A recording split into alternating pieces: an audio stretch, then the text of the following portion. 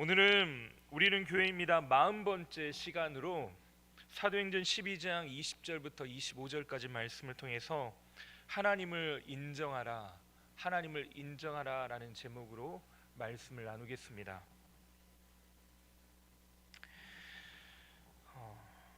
우리의 인생에 있어서 나의 위치, 나의 정체성, 현재 나는 어떤 사람인가 아는 것은 매우 중요한 문제인 것 같습니다.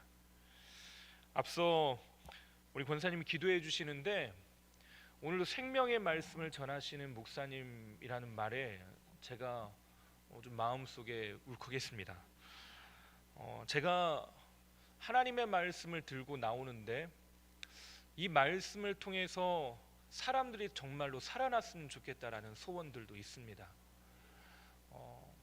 또 내가 그렇게 하나님의 말씀을 전하는 사람인가 또 고민할 수밖에 없는 문제인 것도 같습니다.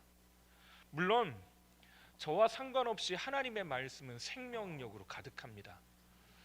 다만 저는 그 통로로 쓰임받는 사람인데 거룩한 통로로 제 입을 통해서 전달되어지는 그 하나님의 말씀이 우리 성도님들의 귀에 들려질 때 마음에 새겨지고 열매 맺게 되기를 바랍니다. 멀리 어디론가 여행을 떠날 때 우리에게 필요한 것이 있다면 그것은 지금 나의 위치가 어디인가를 확인하는 것입니다. 길을 잃고 방황하면 지금 사람들이 구조 요청을 할 때요, 당신은 지금 어디 있습니까? 라고 하는 걸 묻습니다. 약속 장소에 다다랐어요. 약속 장소를 다다랐는데 아무리 찾아도 약속 장소가 안 보여서 만날 사람에게 전화를 합니다. 도대체 만날 곳이 어디야? 라고 하면 그 사람은 분명히 틀림없이 이렇게 물어볼 겁니다. 주변에 보이는 게 뭐야? 내가 가르쳐 줄게. 지금 자신의 위치가 어디 있는지를 알아야지만 내가 가야 할 길이 보입니다. 내 위치를 알아야 할 곳이 알아야지만 어디로 나아갈지 방향을 제대로 설정할 수 있는 것입니다. 복잡한 곳을 지날 때 내 위치를 찾는 것, 그것이 가장 우선순위라고 하는 것이죠. 아이들과 함께 항해에 관련된 박물관 전시를 관람한 적이 있습니다. 그 기획 전시물에서 눈길을 끌었던 것이 무엇이었냐면 경도를 아는 것이 항해에 있어서 얼마나 중요한 발견인지를 보여주는 전시물들이었습니다. 위도는 적도를 기준으로서 남과 북의 위치를 나타내는 것이고요, 경도는 영국 그리니치 천문대를 중심으로 그 본초 좌우선을 기준으로 동쪽과 서쪽의 위치를 나타내는 것입니다. 18세기만 해도요, 선원들이 태양이나 별을 통해서 위도를 계산해서 항해를 했다고 합니다. 그런데 이 항해를 할 때도 문제점이 하나 있었는데 남과 북의 위치는 별자리를 보면 어느 정도 거의 정확하게 위치를 파악할 수 있는데 동과 서로 움직이는 방향, 그 경도는 경험과 추정에 의해서만 파악할 수 있었다는 것입니다. 경도를 계산할 방법이 없었기 때문에 대양 한가운데 있을 때 방향을 잃어버리기 십상이었다는 것입니다. 어느 한 지점으로 가면 어느 섬, 어느 목적지로 가야 하는데 그것을 온전히 감각에 의해서만 움직일 수밖에 없었다는 것입니다. 그래서 원거리로 이동하는 항로를 개척할 때는 대륙의 해안선을 따라 이동하다거나 아니면 배의 방향과 속도, 시간을 바탕으로 지금 현재 배의 위치가 어느 정도 될 것이다 라고 예측하여서 운행을 했다는 겁니다. 그러면 당연히 오차가 커질 수밖에 없겠죠. 멀리 가면 갈수록 목적지로 가까워지는 것이 아니라 멀어질 수도 있다는 것입니다. 이런 문제를 해결하기 위해서 당시의 해양 강국이었던 영국, 스페인, 포르투갈, 프랑스와 같은 대국들이 경도 측정법을 알아내기 위해서 경도 측정법을 발견하는 사람에게 보상을 제안을 했습니다. 이때 발견한 것이 무엇이냐? 경도는 시간의 차이로 계산할 수 있다는 것이었습니다. 내가 움직이면 동으로 움직이면 그 시간이 줄어든다 라는 사실을 발견하게 되는 것이죠. 이를 고안하게 된 것이 바다에서도 사용할 수 있는 정확한 시계를 만드는 것이었습니다. 배에서 흔들리지 않고 변하지 않는 그리니치 천문대 기준을 기준점으로 삼을 수 있는 배 안에 시계를 갖는 겁니다. 그래서 현재 시간과 시간을 측정한 이후에 그것을 바탕으로 내가 얼마나 동쪽으로 멀리 떨어져 왔는, 서쪽으로 얼마나 옮겨 왔는가를 확인한다는 거죠. 여러분이 가지고 있는 시계들 중에서 시계침이 여러 개가 있는, 시간이 여러 개가 있는 시계들이 바로 그런 시계랍니다. 그린치 천문대의 시간과 내가 출발하는 곳의 시간, 또 지금 현재 내가 머물고 있는 시간대를 계산해서 현재 자기 위치를 찾는 향해할 때 사용하던 시계다라고 하는 겁니다. 이렇게 해서 지금 내가 있는 곳이 어디인지를 찾았다라는 거죠. 근데 현대에 와서는요, 이것을 조금 더 쉽게 찾게 되었습니다. 옛날 사람들은 별자리를 보면서 자신의 위치를 발견했다고 말씀드렸는데, 지금 현재 인류들도 똑같이 별자리를 보면서 자신의 위치를 확인합니다. 바로 밤하늘의 인공위성이죠. 인공위성과 내가 서로 GPS 신호를 주고받으면서 현재 나의 위치를 발견합니다. 이 원리를 이용한 것이 우리 차마다 요즘 거의 대부분의 차에 있는 내비게이션입니다. 내가 가야 하는 곳, 그것을 알기 위해서는요, 현재 내가 서 있는 위치를 정확하게 알게 하는 것입니다. 우리는 나의 위치를 알지 못하면 가야 할 길을 다 가지 못합니다.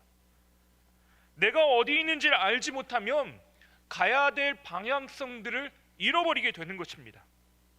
이것은 우리의 신앙생활, 우리의 삶과도 맞물려 있습니다.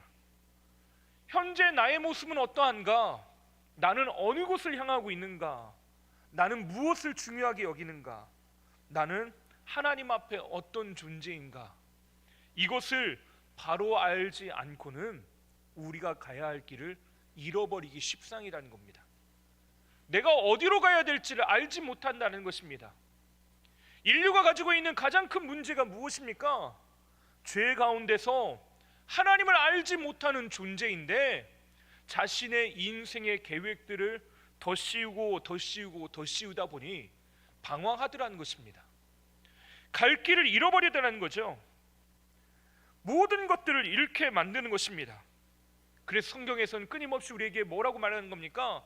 지난주에 여러분과 말씀드렸던 것처럼 귀소 본능, 하나님께로 돌아오라고 우리에게 요청하시는 겁니다.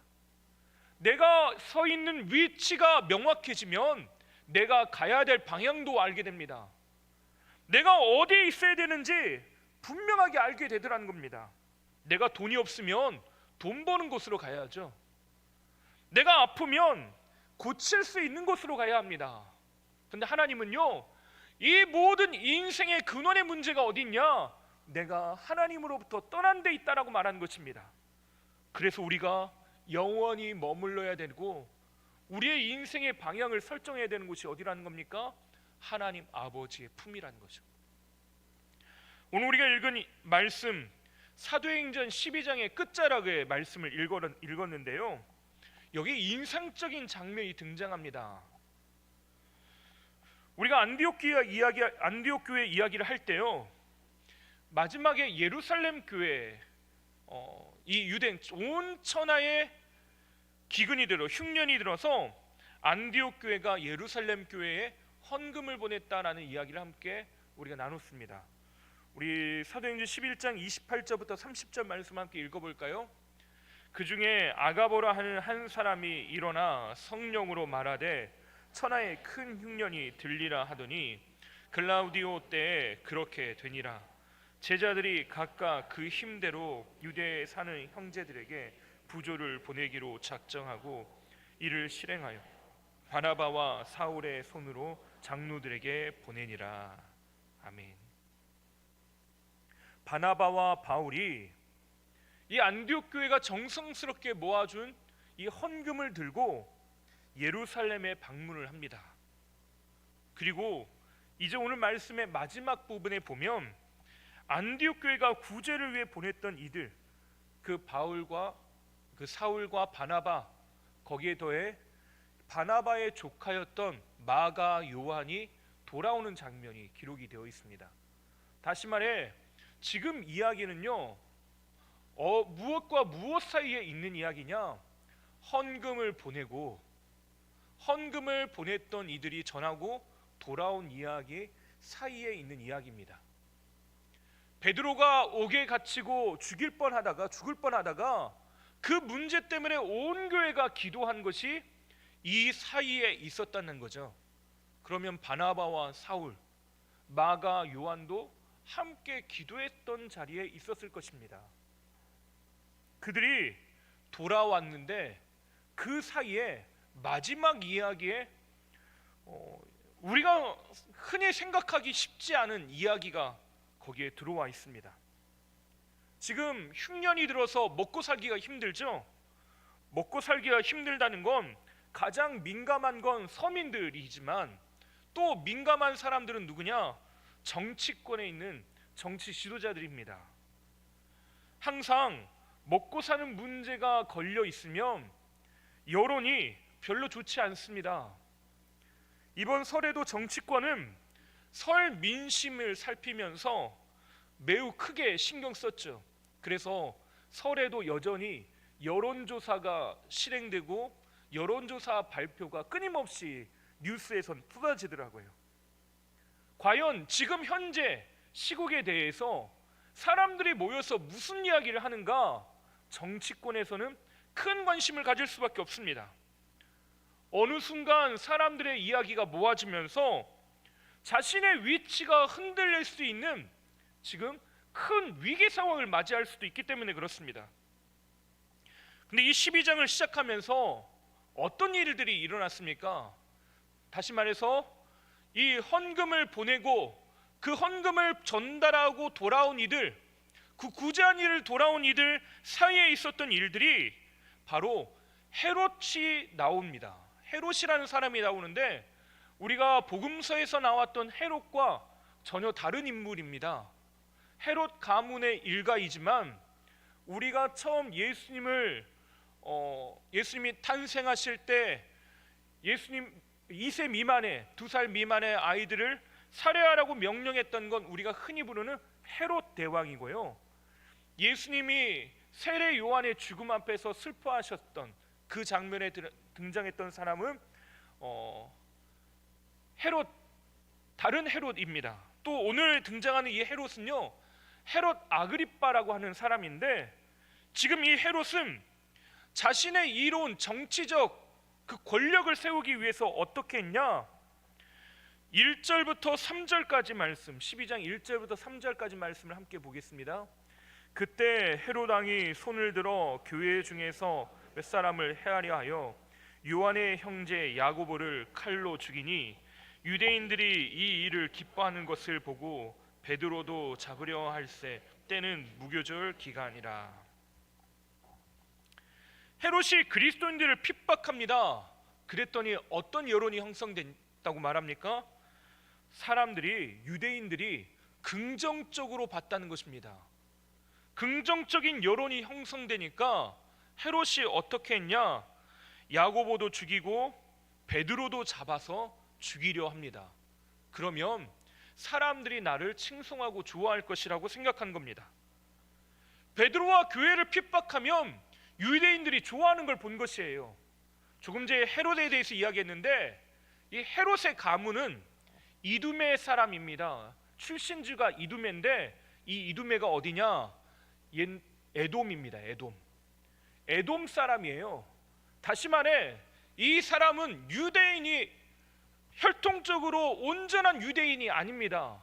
그러다 보니 항상 유대인들에게 여론에 관심이 있습니다. 어떻게 하면 유대인들의 마음을 사로잡을까? 그래서 헤롯 대왕이 만든 것이 성전을 다시 세운 겁니다. 그것을 일컬어 우리는 헤롯 성전이라고 부르죠. 이 사람은 지금 이 여론에 자신의 마음의 모든 것들을 집중하고 있습니다.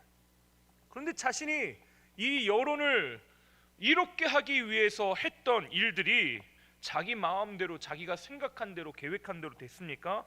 아니죠. 베드로는 기적적으로 감옥에 빠져나오고 교회는 하나님이 하신 일로 큰 기쁨을 얻게 됩니다. 그렇게 고난 가운데 있던 교회의 이야기가 지나가면서 헤롯이 마지막으로 그 감옥을 지키던 사람을 죽이라 명한, 기분 나빠서요, 죽이라 명한 이후에 오늘 우리가 읽었던 말씀을 보면 두로와 시돈 사람들과의 관계가 시작이 됩니다. 20절 말씀을 함께 읽어보겠습니다. 20절입니다. 헤롯이 두로와 시돈 사람들을 대단히 노여하니 그들의 지방이 왕국에서 나는 양식을 먹는 까닭에 한 마음으로 그에게 나아와 왕의 침소 맡은 신하 블라스도를 설득하여 화목하기를 청한지라. 헤롯이 두로와 시돈 사람들과 지금 관계가 좋지 않답니다. 아마도 자기에게 불리한 여론을 만들거나 자기가 원하는 것들을 해주지 않는 것 같습니다. 외교적으로 문제가 있었던 것도 같습니다. 생존의 문제가 달려있는 두로와 시돈 사람들은 이 유대로부터 식량을 공급받지 않으면 죽을 수밖에 없으니까 이 헤롯을 찾아가 화평을 청합니다.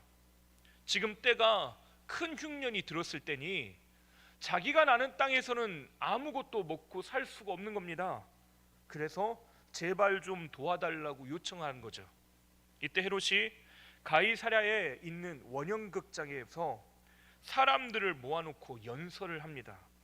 21절과 22절 말씀 함께 읽어볼까요? 헤롯이 나를 택하여 왕복을 입고 단상에 앉아 백성에게 연설하니 백성들이 크게 부르되 이것은 신의 소리요 사람의 소리가 아니라 하거늘. 왕복을 입고 위험한 모습으로 사람들 앞에 섰습니다. 백성들에게 연설을 합니다.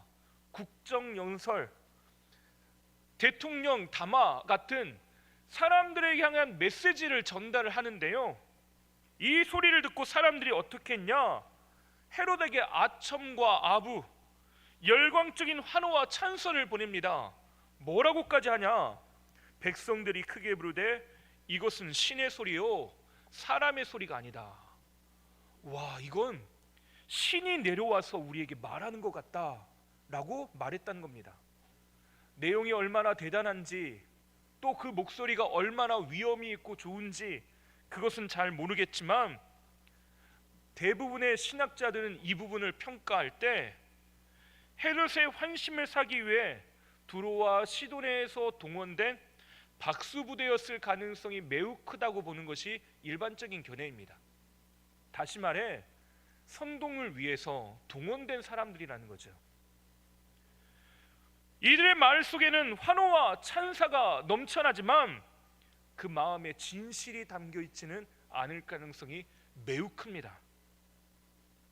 그런데도 헤롯은 자신을 하나님이라 칭송하는 그들의 환호와 찬사를 당연한 듯 즐기게 됩니다. 이미 자신이 그만큼 높아지게 된 거죠. 자신의 말 한마디에 사람들의 생사 여탈권을 쥐고 흔들어 놓을 수 있다고 생각했습니다. 자신은 하나님의 자리에 있어 그만큼 칭송받기를 원하는 사람이었습니다. 이것을 우리는 일컬어 교만이라고 부르죠. 우리가 범하기 쉬운 오류가 바로 이것입니다.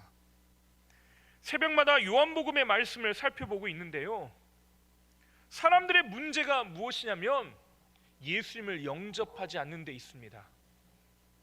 자신의 위치, 자신의 권위, 자신의 체면 앞에서 예수님이 말씀하시는 것, 예수님이 행하시는 것이 보여지지도 들려지지도 않을 뿐만 아니라 그것이 눈에 보일 때마다 눈의 가시요 못마땅합니다. 왜 그러냐? 내 자리를 빼앗는 것처럼 느껴지는 겁니다. 그것이 너무 싫은 것이에요. 그래서 뭐라고 부릅니까? 신성모독이다라고 부르죠. 예수님이 하시는 일들마다 사사건건 따지고 물고 늘어집니다.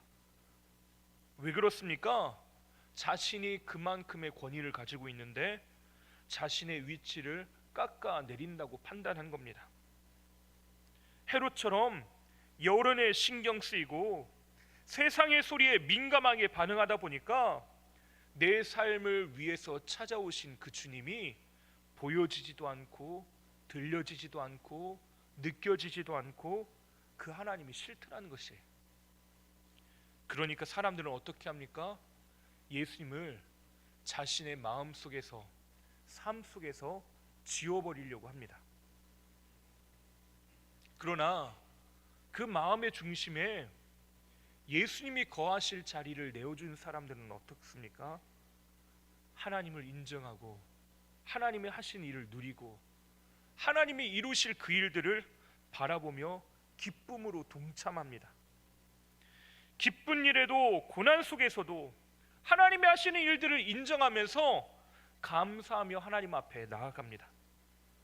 마음속에 찾아오는 끊임없는 세상의 소리에 귀를 기울이고 그것을 마음속에 가득 채워넣는 것 대신에 세상의 소리는 비워내되 하나님의 말씀을 마음속에 채워넣는 것입니다. 하나님의 말씀으로만 그 가슴 속에 가득 채워넣기로 결정한 것이에요. 사람들은 그렇습니다. 세상의 소리만 듣다 보면 지금 현재 내가 믿음으로 살고 있는 모든 것이 불안과 걱정거리입니다. 내가 주님의 뜻대로 산다라고 하는 것, 이것이 마치 나의 죽음을 경험한 것처럼 얼마나 불안한지 모릅니다.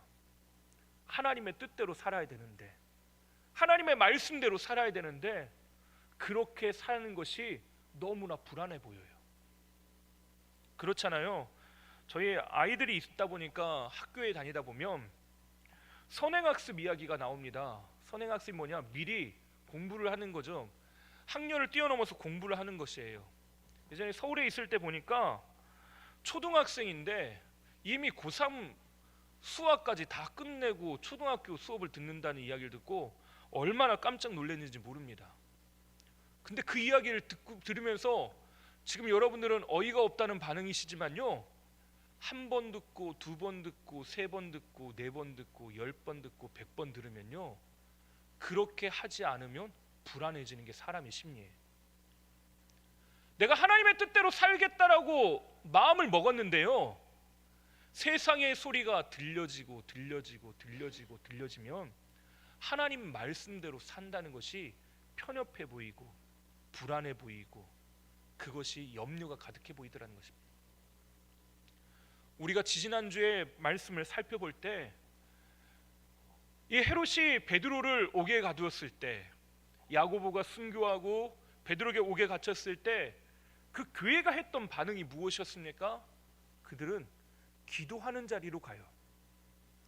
너무나도 당연한 정답이잖아요. 그런데 세상 사람들이 보면서, 야, 기도한다고 밥이 나오냐 떡이 나오냐, 기도한다고 베드로가 감옥에서 나오기는 하겠냐, 그 철문이 척커덕하고 열리고 채워졌던 수갑이 다 풀리고 그렇게 베드로가 나오겠냐, 그렇게 말하지 않겠습니까? 근데 어떻게 됐습니까? 기도했더니 옥문이 열리고 채웠던 수갑이 열리고 그걸로 밥 먹고 살겠냐라고 했는데 먹고 살더라는 것입니다. 우리가 가지고 있는 세상의 소리를 우리 끊임없이 들어요. 세상의 소리를 우리의 귀에 끊임없이 듣고 인풋합니다. 내 마음속에 가득 채우네요. 때로는 그것이 진리인 것처럼 우리도 받아들이며 살 때가 있습니다. 그런데 하나님은 한 번도 그런 적이 없으십니다. 그건 진리가 아니다라는 것이죠. 세상의 비난이거든, 세상의 정죄이거든, 내가 오늘 살아가는 삶의 방식이든 하나님께서는 내 마음속에 무엇을 채워놓으라고 하십니까? 하나님의 말씀을 채워놓으라는 것입니다. 마음을 다하고 뜻을 다하고 목숨을 다하여 주 너의 하나님을 사랑하라고 말씀하시죠. 이게 무엇이냐? 세상의 소리는 죽고 하나님의 말씀으로만 채워넣겠다는 것입니다. 오늘도 변함없이 허락하시는 하나님의 말씀으로 삶을 채워내야지만 우리가 옳은 길, 바른 길로 갈 수 있습니다. 지금 내가 서 있는 위치, 내가 가야 될 방향이 그제서야 바르게 보이기 시작하는 것입니다. 이것이 삶을 살아내는 능력입니다. 그러나 헤롯은 자신의 탐욕 때문에 그 소리가 들리지 않습니다. 하나님의 소리가 들리지 않아요. 마음속에 요동치는 그 불편한 마음 때문에 그 베드로를 잘 감시하지 못했던 그 파수꾼을 죽이라 명할 뿐만 아니라 두로와 시돈 사람들 향해서 자신의 감정이 싫다고, 좋지 않다고 그들을 무시하고 해하려 합니다. 세상의 소리에 요동치고 있어요. 결국 그의 인생에 어떤 일이 일어납니까? 끔찍한 일이 일어나고 맙니다. 사도행전 12장 23절 말씀 우리 함께 읽어보겠습니다. 헤롯이 영광을 하나님께로 돌리지 아니하므로 주의 사자가 고치니 벌레에게 먹혀 죽으니라. 예, 끔찍한 사건이 기록이 되어 있습니다. 지금까지 기도하면서 옥문이 열리고 그 다음 이야기로 넘어가면 참 좋았을 텐데 갑자기 이 말씀이 여기에 딱 들어와 있어요. 우리의 마음을 매우 불편하게 만듭니다. 근데 하나님은 뭐라고 말씀하시는 겁니까? 스스로 하나님처럼 된 자에겐 비참함이 남는다라는 거죠. 헤롯은 스스로 자신감 있게 자신의 인생을 컨트롤할 수 있다고 생각했습니다. 심지어 베드로마저, 교회마저, 하나님의마저 자신의 손으로 컨트롤할 수 있다고 생각했습니다. 하지만 완벽하게 실패하죠. 세상 모든 사람들의 생사 여탈권이 자신의 손에 있다고 믿었습니다. 야고보를 죽인 것처럼 베드로도 죽일 수 있고 교회도 핍박할 수 있다. 두로와 시돈 사람들이 자신에게 와서 우리 왕은 신의 목소리입니다 라고 말하는 그 소리 앞에서 그래 너희가 내 말 한마디에 살고 죽지, 내가 명해야지만 너희들이 먹고 살지, 그것을 실제로 그는 믿었습니다. 자신의 정치적 판단 하나에 사람이 살기도 하고 죽기도 할 수 있다고 그는 분명하게 믿은 것입니다. 그러나 결국 어떻게 됩니까? 그는 자신의 인생은 스스로는 컨트롤할 수 없는 나약한 인간일 뿐이었다는 것입니다. 오히려 어떻게 됩니까? 자신의 그 인생 가운데 지으려고 했던 하나님의 말씀, 하나님은 오히려 사람들의 마음속에 더욱 뚜렷하게 새겨지게 됩니다. 우리 24절 말씀을 믿음으로 함께 읽도록 하겠습니다. 하나님의 말씀은 흥왕하여 더하더라. 아멘. 실제로 우리 가운데도 이 일들이 일어나길 바라는 마음으로 한 번만 더 읽도록 하겠습니다. 함께 읽겠습니다. 하나님의 말씀은 흥왕하여 더하더라. 아멘. 하나님은 오히려요 이 마음속에 채웠던 세상의 소리를 비워내고 무엇으로 사람들 마음속에 가득 채워넣으십니까? 하나님의 말씀으로. 하나님의 말씀은 오히려 더 흥왕하여 더하더라. 주의 말씀이 부흥케 됐다는 것입니다. 오늘 말씀을 준비하고 예배를 준비하면서 올라오면서도 계속해서 되뇌이며 기도했던 것이 있습니다. 하나님, 오늘 저에게도 여기서 예배드리는 우리 모두에게도 이 하나님의 말씀이 흥왕케 되어지는 역사가 있게 해주십시오. 하나님의 말씀이 우리의 삶에 가득 채워지는 역사가 우리의 삶 가운데 있게 해주십시오. 정말로 그렇게 되길 간절히 바랍니다. 정말로 그렇게 되기를 갈망합니다. 우리의 예배가 하나님 앞에 그 갈망으로 나와 하나님을 인정하고 하나님을 높여드리고 하나님의 우리 인생 가운데 있고 인도하고 계심을 인정하는 거룩한 예배가 되길 바랍니다. 그래서요 이 말씀, 하나님의 말씀은 흥왕하여 더하더라라고 하는 이 말씀이 어떤 결론으로 열매를 맺냐? 앞서 우리가 읽었던 말씀인데요. 그리스도인이라고 불리던 이 안디옥 교회, 그리스도 안에 속하여 있는 사람, 그리스도를 나타내는 사람, 이 사람들이 고난 중에도 뿌린 씨앗들이 있습니다. 아까 뭘 뿌렸습니까? 구제했어요. 개척교회가 모교회에 헌금을 보내서 그 어려운 일들을 돕는 일에 함께 사용합니다. 그들이 부요해서 나눈 겁니까? 없는 중에도 자신의 것들을 나눕니다. 무엇에 기초해서요? 하나님의 말씀을 기초해서. 그 하나님의 말씀이 어떻게 열매 맺었다고 말하냐?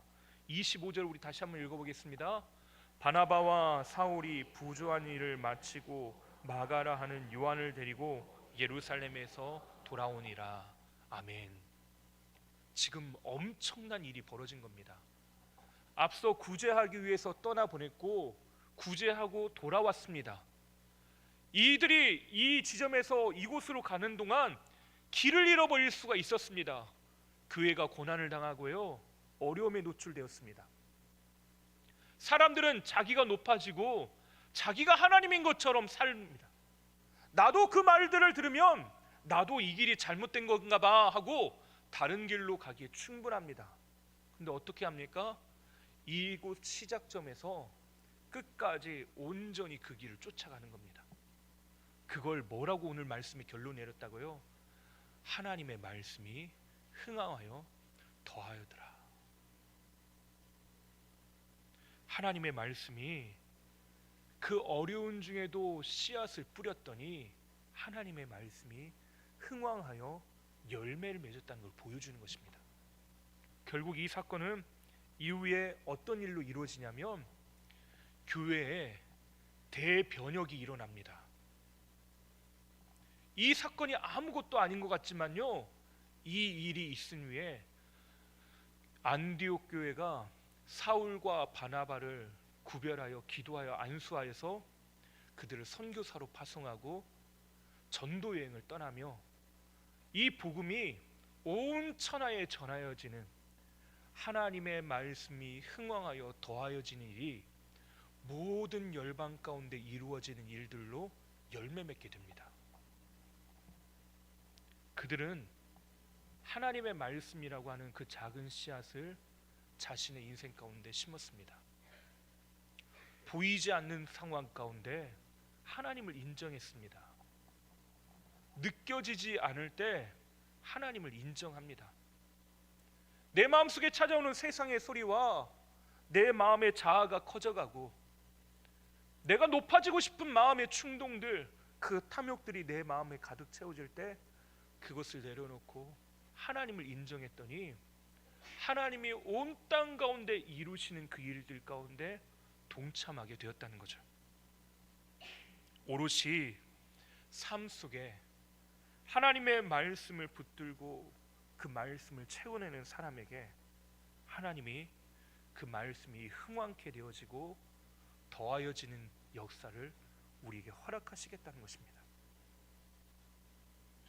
절망의 자리에서 그 자리를 기도의 절대 공간으로 변화시키고 나아가는 사람, 말씀의 진공 상태에 세상의 소리만 가득 채워지고 있는 그때 말씀으로 그 삶을 채워내는 사람에겐 하나님의 진리가 그 삶에 스며들 뿐만 아니라 능력이 되고 그 길이 되어지고 하나님께로 우리를 인도하게 됐더라는 거죠.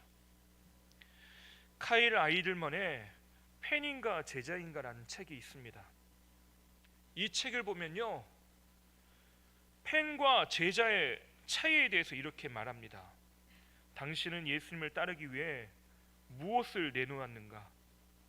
이것은 팬에게는 굉장히 부담스러운 질문이다. 예수님을 따른 탓에 삶이 어떻게 흔들렸는가?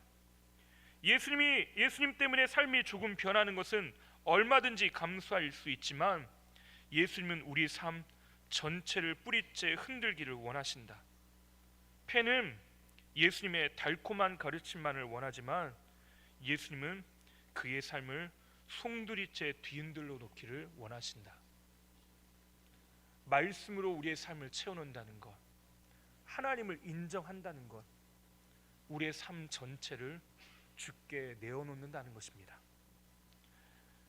하나님은 고난 가운데, 그 애가 걸어가고 있는 어려움 가운데, 인생의 문제 가운데 그 말씀이 흥황케 되어 그 말씀으로 살아내도록 우리의 삶을 오늘도 그렇게 이끌고 계십니다. 예수님 안에 거하는 삶, 예수님을 닮아가는 삶, 하나님이 기뻐하시는 그 삶, 하나님의 그 사랑의 관계 안에 우리가 오늘도 살아가기를 원하십니다. 하나님은 이론이 아니라 실제입니다. 변함없이 신실하게 하나님은 오늘도 우리에게 찾아오십니다. 우리의 삶에 하나님이 찾아오셔서 말씀할 때 겸손히 또 겸손히 또 겸손히 하나님을 인정하고 그 말씀으로 우리의 삶을 가득 채워넣게 되기를 바랍니다. 하나님께서 오늘 우리의 삶 가운데 그 일들을 행하실 줄 믿습니다. 우리가 나아가는 길, 걸어가는 길이 하나님께 있음을 여러분 믿으시기를 주님의 이름으로 축원합니다.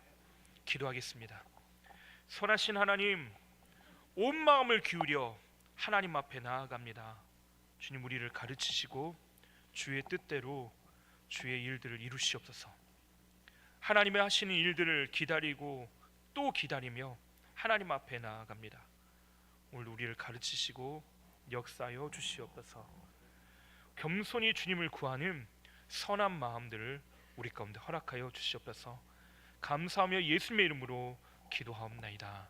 아멘.